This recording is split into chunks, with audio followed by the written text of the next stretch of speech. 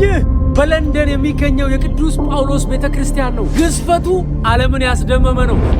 በአዲስ አበባ ኢትዮጵያ ደግሞ እንዲህ አይነት ግዙፍ የቅዱስ ሚካኤል ቤተክርስቲያን ተገንብቷል። ሰሞኑን ይመረቃል። ውስጡንም ውጪውንም አብረን እንጎበኛለን። ኑ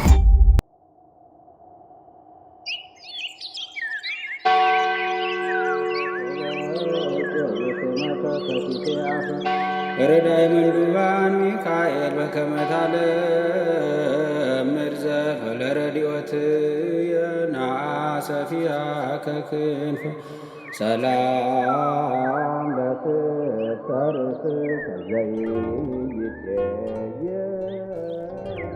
ዶክተር ኢንጂነር ጌታቸው ፈለቀ በደብረ ጽባህ ቅዱስ ሚካኤል ቤተክርስቲያን የህንፃ አሰሪ ኮሚቴ ሰብሳቢ እንዲሁም ደግሞ ቤተክርስቲያን አገልጋይ ካህንም ነኝ። በ2004 ዓመተ ምህረት የቤተክርስቲያኒቱ ዋና አስተዳዳሪ ሆነው የመጡት ክቡር መልአከ ምህረት ዘካርያስ ሐዲስ ይባላሉ። እሳቸው እንደመጡ ካህናቱን ምዕመናኑንም ሰብስበው በዚህ ሰፊ ቦታ ላይ ምን ብናደርግ ይሻላል?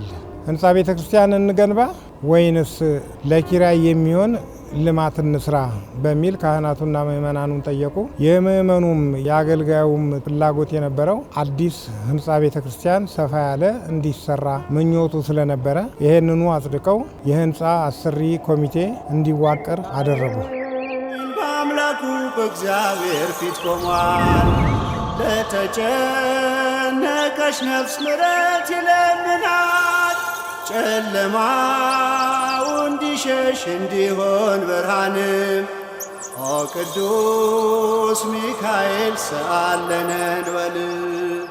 ኦ ቅዱስ ሚካኤል በወቅቱ የኢትዮጵያ ኦርቶዶክስ ተዋሕዶ ቤተክርስቲያን ፓትርያርክ ብፁዕ ወቅዱስ አቡነ ጳውሎስ ፓትርያርክ ርዕሰ ሊቃነ ጳጳሳት ዘኢትዮጵያ ሊቀ ጳጳስ ዘአክሱም ወዕጨጌ ዘመንበረ ተክለ ሃይማኖት ለዚህ ለአዲሱ ህንፃ የመሰረት ድንጋይ እንዲጣል ተደረገ። ምን አይነት ህንፃ ቤተክርስቲያን ይሁን የሚለው ደግሞ በጣም ብዙ አከራከረ። ከብዙ ውጣ ውረድ በኋላ በመጀመሪያ ይሄ ህንፃ ቤተክርስቲያን ዲዛይኑ እንዲጸድቅ ተደረገ። ይህ እንግዲህ ከሞላ ጎደል እስከ 8 ወር 9 ወር የፈጀ ይመስለኛል። ከዛ በመጋቢት 2005 ዓመተ ምህረት የመሰረት ቁፋሮ ተጀመረ። የህንፃ ቤተክርስቲያን ሲጀመር በእጃችን ምንም ነገር አልነበረንም። ሰውንም ገና ማሟሟቅ አስፈላጊ ነበር። በመሆኑም ወደ 5000 የሚጠጉ ሙዳየ ምጽዋቶችን አሰርተን ለ5000 ምዕመናን በየቤቱ እንዲዳረስ አደረግንና ምዕመኑን ያደረግነው ምንድነው በቀን 1 ብር እዛች ሙዳየ ምጽዋት ውስጥ ብትከቱ 150 ሺህ ብር በወር ልናገኝ እንችላለን ብለን ህዝቡን አሳምነን፣ ከሁሉ የሚገርመው ግን ሳጥኗ 150 ሺህ ብር ሳይሆን ወደ ሚሊዮን የሚጠጋ በየወሩ እንዲገባ አደረገች። አባት የሆነ ሚካኤል አባቴ ይለይብኛል ሚካኤል። ህንፃ ቤተክርስቲያኑ በጣም ትልቅ ነው። ያረፈበት ቦታ 3534 ካሬ ሜትር ነው። ከመሬት በታች ከ2000 ካሬ ሜትር በላይ አለ። እንደገና አሁን ይሄ ያለንበት ሚዛኔው ደግሞ እንደዚሁ ወደ 1800 ካሬ ሜትር ስፋት ያለው ነው እና ሲደመር ከ7000 ካሬ ሜትር በላይ ህንፃ ቤተክርስቲያን ውስጥ ለውስጥ ያለ አንድ ታላቅ ህንፃ ቤተክርስቲያን በኢትዮጵያ ውስጥ ተሰራ ማለት ነው። ከዛ ዲዛይኑንም እያሻሻልን እዚህ ድረስ ተደርሷል። እንዳልኩት ይሄንን ሊያሳካ የሚችል የብረት ብዛት ባለማግኘታችን ከብዙ ውጣ ውረድ በኋላ ሁለት ባልና ሚስት እግዚአብሔር ይስጣቸው በዱቤ የ7 ሚሊዮን ብር ሲሰጡን የመሰረቱን ብረት በአንድ ጊዜ ያሟሉልን። ከዛ እንግዲህ የህንፃ ቤተክርስቲያን ምንድን አይነት መሆን አለበት ውስጡ የሚል ነው። የህንፃ ቤተክርስቲያን 3 አይነት አሰራሮች አሉ። ሶስቱንም እዚህ ህንፃ ውስጥ እናገኛለን። የዋሻ ቤተክርስቲያን እዚህ ያለን፣ መቅደስ አለው፣ የሰዓታት መቆሚያ አለው፣ የክርስትና ቤት አለው፣ ስብከተ ወንጌል አዳራሽ አለው፣ ሙዚየም አለው፣ እቃ ቤት አለው እና የአስከሬን ማቆያ አለው። ይሄ ሁሉ መዋሻ መሰል በምንለው ውስጥ ያለ ነው።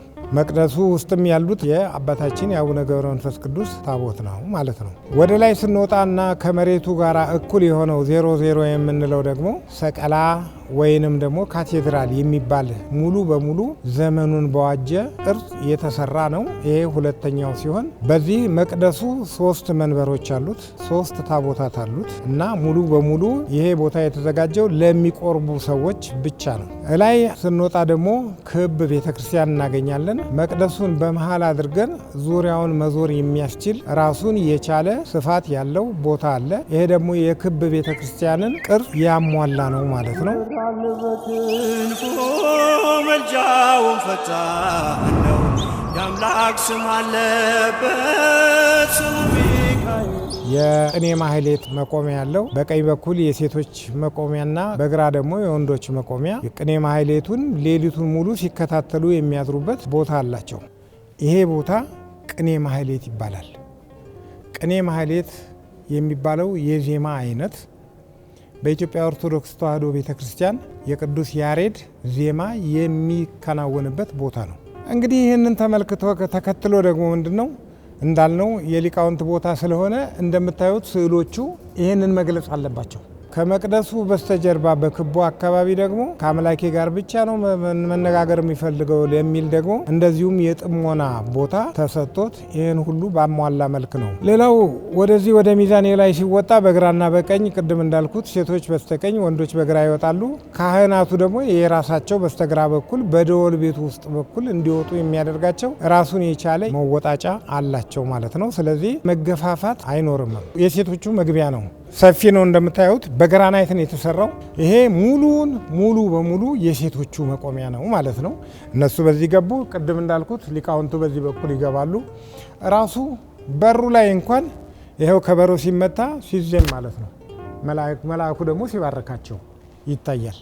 እንደገና ካህናቱ ሌሊት ማህሌት ቆመው በሚያድሩበት ጊዜ የድካም ጉዳይ ቢመጣ ቅኔ ለማሰብ ቢያስፈልጋቸው አንዳንድ የዜማ የዕለቱን ዜማ ማስታወስ ቢያስፈልጋቸው በግራና በቀኝ ደግሞ ራሳቸውን የቻሉ ሁለት የማረፊያ ቦታዎች አሉ ለአባቶች። ከዚህም ባሻገር ለቱሪስት የሚሆን ስርዓተ ቤተ ክርስቲያንን የማያፋልስ በሁለት ወገን እስከ ጣሪያው ድረስ የሚያስወጣ የራሱ የሆነ መንገድ አለው። ደረጃውን የጠበቀ በእብነ በረድ ያጌጠ ደረጃ ሰፊ አለ። ጉልበታቸው ለደከመ ጣሪያው ወጥተው መጎብኘት ለሚፈልጉ ደግሞ ሊፍት አለው። ይሄ ደግሞ ቤተክርስቲያኑን ራሱን ለየት የሚያደርገው ነው ማለት ነው። ከዚህ ሊፍት በኋላ ደግሞ ላይ በምንወጣበት ጊዜ ራሱን የቻለ ጣሪያው ላይ ምንም ቆርቆሮ የሚባል ነገር የለም። እሱም በእብነ በረድና ግራናይት ያጌጠ ነው። ከላይ ሆኖ ከሄሊኮፕተር የሚሆን ከአይሮፕላን ላይ ሆኖ ለሚያየው ሙሉ መስቀል መሬት ላይ እንደተጋደመ ሆኖ የሚታይ አመልማለ ወርቅ ሚካኤል አመልማለ ወርቅ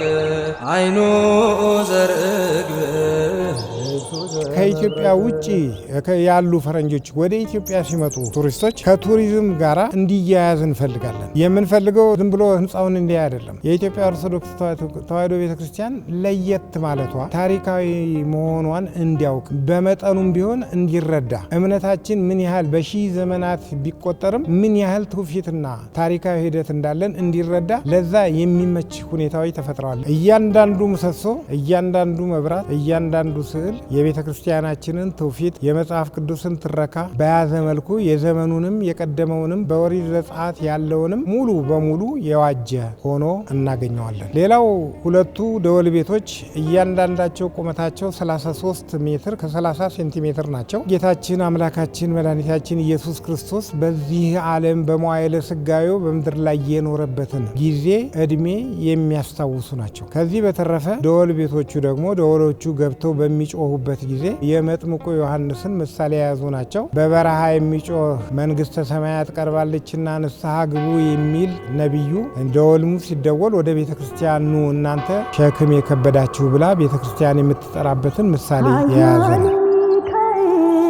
ምድርን የሸፍናል ደመናትን ገርዶ ጥላ የሆነ አውደ ምሕረቱ ውጭ ደግሞ ማሸብሸቢያ ቦታ አለ። 33 ሜትር በ22 ሜትር 22 ሜትር ደግሞ የዚህ ዓለም ስነ ፍጥረት ቁጥር የሚያሳይ ሲሆን በቅድስቱ ላይ ያሉ 24 አምዶች አሉ፣ 24 መስኮቶች አሉ። እነዚህ ደግሞ 24ቱን ካህናተ ሰማይ የነሱን ምሳሌ የያዘ ነው። በዚህ ህንፃ ቤተክርስቲያን ውስጥ የተለያዩ የስዕል አይነቶች አሉ። በውስጥ በኩል በሸራ ላይ ስዕል አሉ። መስኮቱ ላይ መስተዋት ውስጥ የገቡ የመስተዋት ስዕሎች አሉ። ከውጭ በሞዛይክ የተሰሩ ስዕሎች ሲኖሩ እንደዚሁም በውስጥና በውጭ ደግሞ በድንጋይ ላይ የተቀረጹ 3 መስፈርታዊ ቅርጾችን ብዙ እንደዚሁ ስዕሎች አሉን ማለት ነው።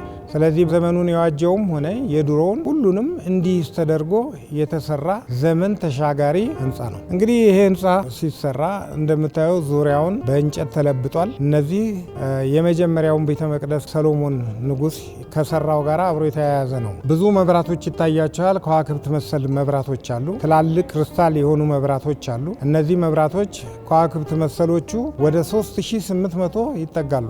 እነዚህ 3800 የሚጠጉ መብራቶች ሙሉ በሙሉ ገብተዋል። ሌላ እንግዲህ ወደ ላይ ስናይ ከዋክብት መሰል መብራቶች አሉ። ሰማይን በከዋክብት ያስጌጠ አምላክ የእኛንም ቤተ ክርስቲያን እንደዚሁ እንዲያስጌጣት ነው።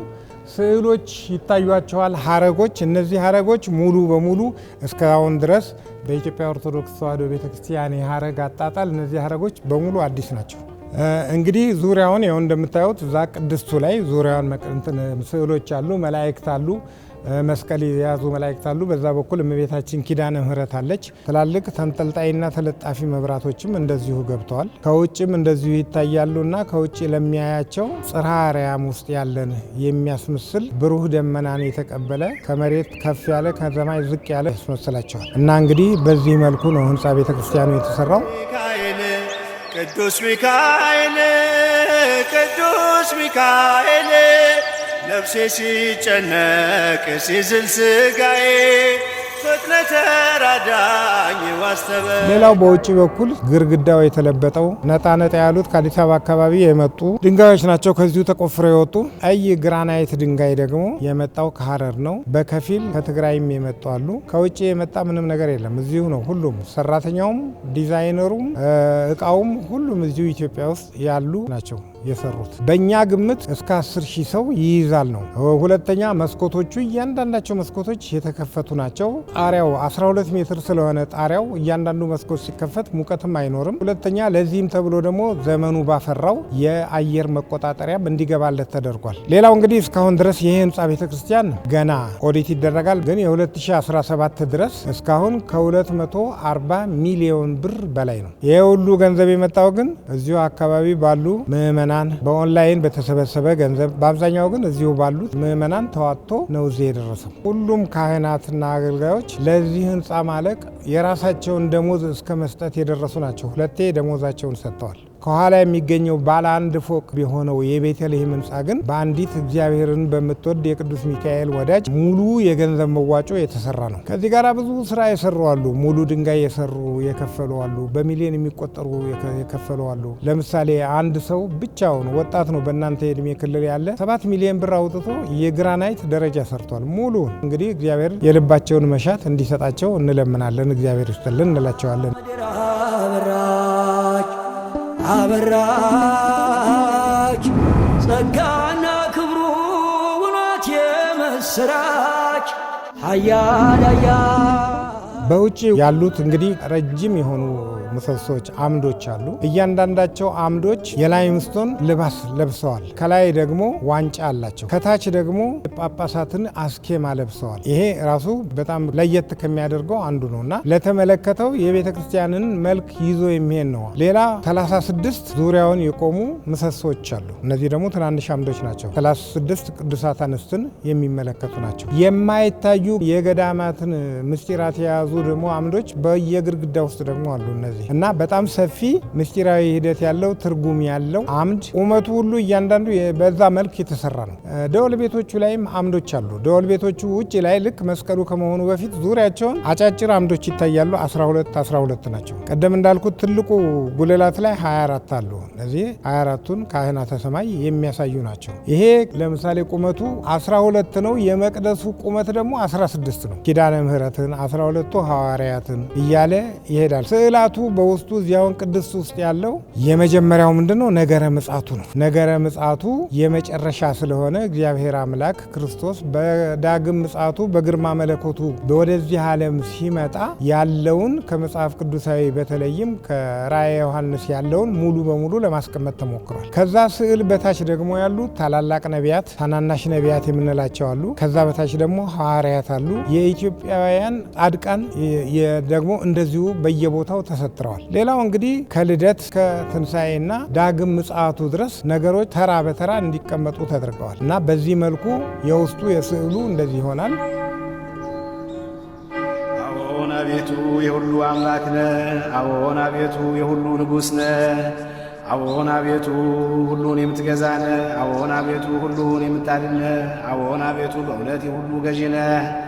አዎን አቤቱ የሁሉ መድኃኒት ነህ። ሌላው አራቱ አምዶች ዋና ትልልቁ አምዶች ከታች ልክ ታች ላይ እግራቸው ላይ 4 ገጽታ ይኖራቸዋል። ማቴዎስ፣ ማርቆስ፣ ሉቃስ፣ ዮሐንስ ሆነው ግን ምን አለ 10ቱ ቃላተ ኦሪትና 6ቱ ቃላተ ወንጌል አሉ ተጽፈዋል፣ ተቀርጸው ነው ያሉት። ምክንያቱም አራቱ ጉልላቶች 4 ገጽታ ሲኖራቸው 4 ጊዜ 4 16 ነው። 10ቱ ቃላተ ኦሪትና 6ቱ ቃላተ ወንጌል ሲደመሩ 16 ናቸው። ስለዚህ እነዚህን ሙሉ በሙሉ ያካተተ እያንዳንዱ የመጣ ምዕመን ተምሮ ነው። የግድ መምህሩ ማስተማርም የለበትም፣ አንቦ ተምሮ ይሄዳል። ሌላ ሳልናገር የማላልፈው የበሮችን ሁኔታ ነው። ዋና በሮች የምንለው አንዱ መሀል ላይ ያለው እጅግ በጣም ትልቅ ሰፊ የሆነው 3 ሜትር ከ50 ስፋት ያለው በር በጣም ድንቅ በሆነ ሁኔታ ነው የተሰራው። ቤተክርስቲያን የሰላም ቦታ ስለሆነች ቀለቦችን ሰብስበን አቅልጠን ወደ ቤተክርስቲያን በር ቀይረናቸዋል። እነዚህ ደግሞ መላእክትን ይዘው የሰላም መምህር የሆነው ቅዱስ ሚካኤል፣ ብስራታዊ መልአክ የሆነው ቅዱስ ገብርኤል፣ ከላይ ደግሞ የመጨረሻ ወራትን በተመለከተ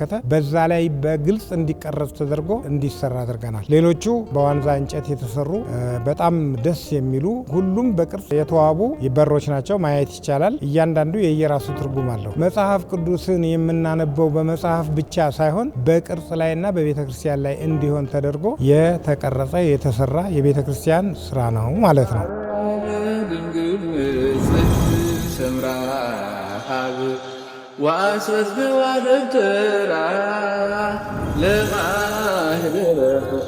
የሚገርመው ዲዛይኑን ገና እየሰራን እያለን በ2004 ዓመተ ምህረት ሰኔ 12 ቀን አሁን ያሉት የቤተ ክርስቲያኒቱ አስተዳደር ሆነው የተሾሙት መልአከ መንክራት ኃይሌ አብርሃ ገባሬ ሰናይ ቄስ ሆነው እየቀደሱና እየመሩ ሳለ ይሄ ግቢው በጣም ተጥለቅልቋል። የሚገርመው ዝናብ ሳይኖር ደመናም አልነበረም። መብረቅ ወርዶ ይሄንን ቦታ ልሶት ተነሳ። አንድም ሰው አልተጎዳም። መብረቅ የወረደበት ቦታ ላይ ነው ይሄ ህንፃ ያረፈው። ይሄ አንዱ ታምር ነው። ሁለተኛ በተለይ ይህንን ትልቁን ጉልላት ስንሰራ በ4 ቦታ ልቁጥ ሲሚንቶ ወደ ላይ የሚያጓጉዙ ማሽኖች ነበሩ እና በጣም ከባዶች ናቸው። ከስር ሆነው የሚጭኑ አሉ፣ ከላይ ሆነው የሚጎትቱ አሉ። ሰዎች አሉ። በማሽን ነው የሚወጣው። የሚገርመው ካቦው ተበጥሶ አንድም ሰው አልነካም። ይሄ ሁሉ ስራ ሲሰራ አንድም ሰው ምስማር እንኳን ሳይወጋው ነው እዚህ የደረሰው። ይሄ አንዱ ታምር ነው እና እነዚህን ሁኔታዎች አስታውሳለሁ። በኔ በክንፎቹ እኔን በእጁ ዘርፍ ይዟል፣ ሚካኤል ሊረዳኝ ቆሟል። እንዳስፈሪ እንደ ንጉሥ ስሙ ግብሩን ይገልጻል የሚባለው ደብረ ጽባህ ቅዱስ ሚካኤል ቤተክርስቲያን ነው። ስለዚህ ዋናው ታላቁ ጽላት የቅዱስ ሚካኤል ነው። በሁለተኛ ደረጃ ድርብ የሚባሉ ከመጀመሪያው ጀምሮ የገቡት የአባታችን የአቡነ ገብረ መንፈስ ቅዱስ፣ ሶስተኛው የእመቤታችን የቅድስት ድንግል ማርያም የኪዳነ ምሕረት ጽላት ሲኖር፣ አራተኛው ደግሞ ኢትዮጵያዊው አባት አባ ሳሙኤል ዘዋልድባ እዚህ ቤተ ክርስቲያን ውስጥ ጽላታቸው ወር በገባ በ12 ስለሆነ ብዙ ሰው ከሚካኤል ጋር ትንሽ ያያይዘዋል። ለምሳሌ ታኅሳስ 12 የምናከብረው የቅዱስ ሚካኤልን በዓል ሳይሆን የአባ ሳሙኤልን በዓል ነው እና ታቦተ ሚካኤል ዋናው ነው። ሶስቱ ተደራቢ ናቸው ማለት ነው።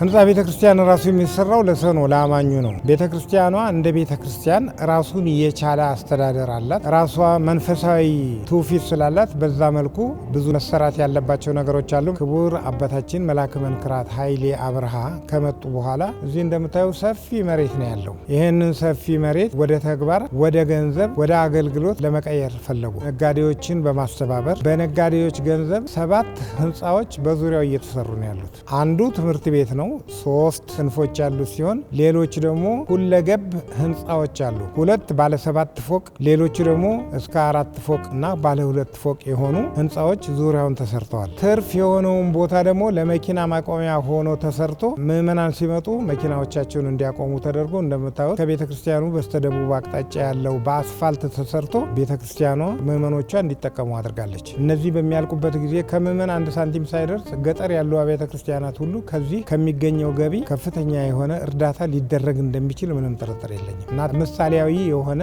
የልማት አቅጣጫ በዚህ በኩል ተይዟል። ልጁ በቤቱ ያደኩ በልጁ የልቤ ብዬ የምጠራው ጥንቅቅ ብሎ ያለቀው ህንፃው ያረፈበት እና ራሱ ህንፃው ነው። ከዛ ውስጥ የሚጎሉ ነገሮች አሉ። 2 ደወሎች 430 ኪሎ ግራም እና 400 ኪሎ ግራም የሚመዝኑ ደወሎች ከውጭ መምጣት አለባቸው። እስከ ዛሬ ከውጭ ያመጣነው ነገር የለም። ከመስቀሉ ጀምሮ ሁሉንም ተናግሬያለሁ። ሁሉም እዚህ ሀገር ውስጥ የነበሩ ናቸው። ደወሉንም እዚህ ለማሰራት ሞክረን ነበር፣ ግን ልምዱ ስለሌለ ይህንን ሊሰሩ የሚችሉ ባለሙያዎች ፈሩ። እኛ እየተነጋገርን ያልነው ሩሲያ ካለው ኦርቶዶክስ ቤተክርስቲያን ጋራ ከዛ እናስመጣለን ብለን ነው የምናስበው እና በዚህ በኩል የሚረዳን ካለ በጣም ደስ ይለናል። ደወሎቹን ሌላው ሊፍት ነው። ሊፍቱ እስከ 5 ሚሊዮን ብር ቢፈጅ ነው። በብር እዚሁ ሀገር ውስጥ ማሰራት ይቻላል። ሻፍቱ አለ። ትልቁ ስራ እንግዲህ ከዚህ ውጪ ያለው የምድረ ግቢው ስራና 2 ታላላቅ ቅስቶች አሉ።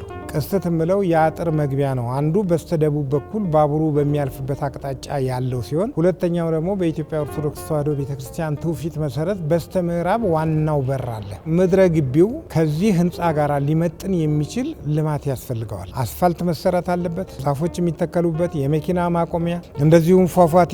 የኢትዮጵያ ኦርቶዶክስ ተዋሕዶ ቤተክርስቲያን ተከታይ የሆነ ማንኛውም ወጣት ስርዓተ ጋብቻውን በተክሊል በቁርባን መፈጸም አለበት ብለን ነው የምናስበው። ያ ደግሞ እዚህ ቤተክርስቲያን ውስጥ በሚፈጸምበት ጊዜ ለካሜራም ለማንኛውም ምቹ የሆነ ግቢ ሊኖረው ስለሚገባ የተሳለጠ እንዲሆን ይሄ ሁሉ ስራ ያስፈልገዋል።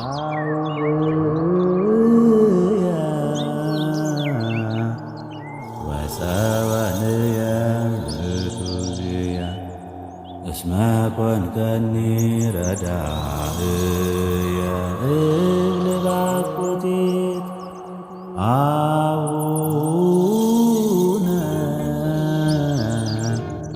መቀመጫና ወንበሮች ያስፈልጋሉ። እዚህ ውስጥም ቅድም እንዳልኩት ደግሞ የምዕመናን መቀመጫ በጣም ብዙ ያስፈልጋል። አሁን ያሉን ወደ 86 5 ሰው የሚይዙ አግዳሚዎች ናቸው። 38 ሺህ ብር ነው አንዱ። እኛ ግን በመቶ የሚቆጠር እስከ 500 ሊደርሱ የሚችሉ ወንበሮች ያስፈልጉታል። ቅድም 10 ሺህ ሰዎች ይይዛል ብለናል። ወንበር ከሌለ ምን ላይ ይቀመጣል ምዕመኑ? ሌላው አውደ ምሕረት የምንለው ቅድም እንዳልኩት 33 በ22 ሜትር 22 ስለምፍጥረት ነው። 33 የጌታ እድሜ ነው። ከ720 በላይ ካሬ ሜትር የሆነ መሬቱ በግራናይት መነጠፍ አለበት። 10-12 ሚሊዮን ብር ያህል ይፈጃል፣ ደረጃዎቹ ሲጨመሩ ማለት ነው። እንደገና 4ቱ ወንጌላውያን ምስላቸው አለ። ቅርጹ 3 ዳይሜንሽናል የሉ ባለ 3 መስፈርታዊ የሆኑ ከድንጋይ ከግራናይት ሊሰሩ የሚችሉ ሐውልቶች አሉ ወንጌላውያንን። እነዚህ ሁሉ ሊሰሩ የሚያስችል ሁኔታ አለ። እንግዲህ እነዚህን ቀስ በቀስ አብረን እንሰራለን ብለን ነው የማስበው። ሌላ የመጨረሻ የከርሰ ምድር ውሃም ያስፈልጋል። ይሄ ግቢ በጣም ሰፊ ነው። ብዙ አጸዶች ይኖሩታል። ብዙ አገልግሎት የሚሰጥ ውሃ ያስፈልጋል። 4 ቦታ አስመርምረን ውሃ በተለያየ ብዛት 4ቱን ቦታ አግኝተናል። ስለዚህ አንዱን እንኳን የሚያሰራልን ወይም ያቆፍሮ የሚያወጣልን ብናገኝ የውሃ ነገር እዚህ ላይ ያከትምለታል ማለት ነው። ሚካኤል ቅደም ከፊቴ ምራይ መንገዱን እንዳይመሽ ልድረስ ከአባቴ ቅዱስ ሚካኤል ወዳጅ ነህ ለሁሉ ዛሬም ቆመሃል በኪዳን። ህንፃ ቤተክርስቲያኑ ጥር 16 እና 17 ቀን 2018 ዓመተ ምህረት ብፁዕ ወቅዱስ አቡነ ማትያስ ፓትርያርክ ርዕሰ ሊቃነ ጳጳሳት ዘኢትዮጵያ ሊቀ ጳጳስ ዘአክሱም ወእጨጌ ዘመንበረ ተክለ ሃይማኖት ብፁዓን አበው ሊቃነ ጳጳሳት ጥሪ የሚደረግላቸው ከፍተኛ የመንግስት ባለስልጣናት እንደዚሁም አገልጋዮች ሊቃውንተ ቤተክርስቲያን እንዲሁም በብዙ ሺህ የሚቆጠሩ ጥሪ የተደረገላቸው በማስ ሚዲያ ማለቴ ነው የምረቃው ስነ ስርዓት የሚፈጸምበት ዕለት ነው። እያንዳንዱ ሰው ይህንን የሰማ ሁሉ በቦታው በመገኘት የበረከቱ ተካፋይ እንድትሆን ቅድስት ቤተ ክርስቲያን ጥሪዋን ታቀርባለች።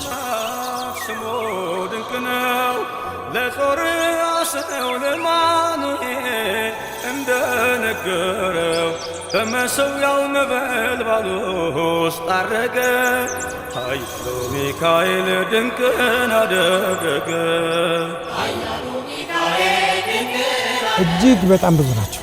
ስራውን በአእምሯቸው የጸነሱ ሐሳቡን ለምእመናንና ለካህናት ያቀረቡ የደብሩ ዋና አስተዳዳሪ በወቅቱ የነበሩት መላከ ምሕረት ዘካርያስ አዲስ፣ እዚህ ያሉ ሊቃውንተ ቤተ ክርስቲያንና የቤተ ክርስቲያኒቱ የአስተዳደር ሰራተኞች ሙሉ በሙሉ፣ ሰንበት ትምህርት ቤት ወጣቶች፣ እነሱ ባይኖሩ ኖሮ ስራው የትም አይደርስም። ወጣታዊ የሆነ አእምሯቸውን ተጠቅመው ቀንና ሌሊት ጥንቅቅ አድርገው የሚሰሩ ወጣቶች እግዚአብሔር ሰጥቶናል። ሁለተኛ ፍኖተ ጽድቅ ዘደብረ ጽባህ የሚባል ደግሞ ሌላ ማህበር አለ። እነዚህም ከፍተኛ ስራ የሰሩ ከፍቅር ጋራ ከመታዘዝ ጋራ ለእግዚአብሔር ራሳቸውን ከመስጠት ጋራ እነዚህ ወጣቶች ከፍተኛ ስራ እየሰሩ ነው። እግዚአብሔር ብቻ ነው ዋጋቸውን የሚከፍላቸው። ሌላው እንግዲህ ምእመናን ናቸው። እኔ አሁን የኢትዮጵያ ኦርቶዶክስ ተዋሕዶ ቤተክርስቲያን ምእመን እንዴት አድርጌ ነው በእኔ በትንሹ አንደበት ምስጋና የማቀርበው? ዋልታና ማገሩ መሰረቱ እነሱ ናቸው። ይሄን 240 ሚሊዮን ብር በላይ ያልነው ልጆቻቸው ምናልባት አስርበው አስጠምተው ራሳቸው ተጠምተው ሊሆን ይችላል ያወጡት፣ ተርፏቸው አይደለም። የእግዚአብሔርን መቅደስ ቤተክርስቲያን መስራት የበለጠ ጥቅም አለው በነፍስ በሚል ነው ያሰሩት። እነዚህ ሁሉ እግዚአብሔር የልባቸውን መሻት እንዲሰጣቸው እንለምናለን። እግዚአብሔር ይስጥልን እንላቸዋለን። ሌሎች እንግዲህ ደግሞ የከተማውንም ባለስልጣናት እናመሰግናለን። እግዚአብሔር ይስጥልን። ስዩመ ሊቀ መላእክት ሚካኤል ስዩመ ሊቀ መላእክት መዝገበ ርኅራኄ መዝገበ ርኅራኄ መዝገበ ርኅራኄ ወየዋህ